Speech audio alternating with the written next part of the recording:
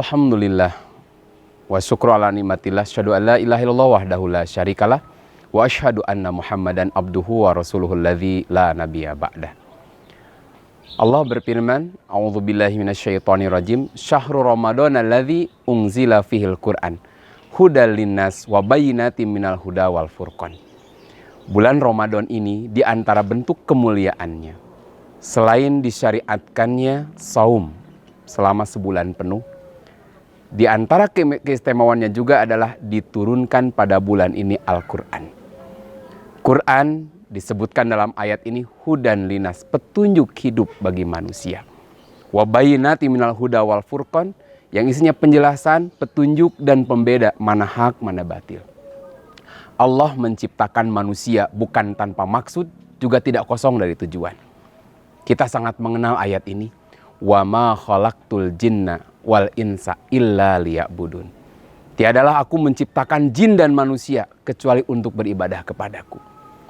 Nah, ketika Allah menuntut manusia untuk mengabdikan diri kepadanya, Allah utus manusia terbaik, yaitu Rasulullah Muhammad SAW. Rasulullah diutus tidak dengan tangan hampa.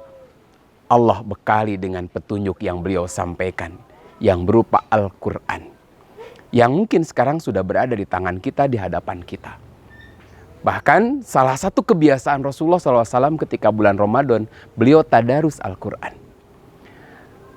Ada yang mungkin luput di kalangan kaum muslimin memaknai kalimat tadarus, seolah-olah tadarus itu adalah bagaimana kita mengejar. Kata orang Sunda, paheula-heula tamat. Kita berlomba-lomba segera menamatkan bacaan Al-Quran, target kita 30 juz tamat. Tetapi setelah 30 juz tamat, mungkin kita dapat kepuasan batin, iya. Mungkin mudah-mudahan dapat pahala, iya. Tapi apakah Quran yang kita baca selama yang jumlahnya 30 juz ini mampu memberi bekas? Karena makna tadarus bukan sekedar membaca, tapi kita mempelajari sehingga berbekas di hati kita. Karena yang namanya darosa yadrusu, pada awalnya dari tadarosa tadarusu, tadarusan, awal katanya itu darosa yadrusu, mempelajari. Arti mempelajari itu adalah memberi bekas. Sehingga pantas misalkan ketika seorang ditanya, Pancasila, sila pertama apa? Lalu dia jawab, ketuhanan yang Maha Esa. Padahal dia sudah lama lulus sekolah, tapi dia masih menjawab, sila pertama apa? Ketuhanan yang Maha Esa. Sila kedua, kemanusiaan yang adil dan beradab. Kenapa dia bisa menjawab? Karena dulu dia pernah belajar dan membekas di hatinya. Sehingga kapanpun dibutuhkan, keluar. Pertanyaannya, apakah Al-Quran yang selama ini kita sering tadarus sudah membekas di hati kita? Fungsi Al-Quran di ayat yang saya sampaikan tadi, hudan linas, petunjuk bagi manusia. Pertanyaannya, apakah kita sudah memperlakukan Quran ini sebagai petunjuk?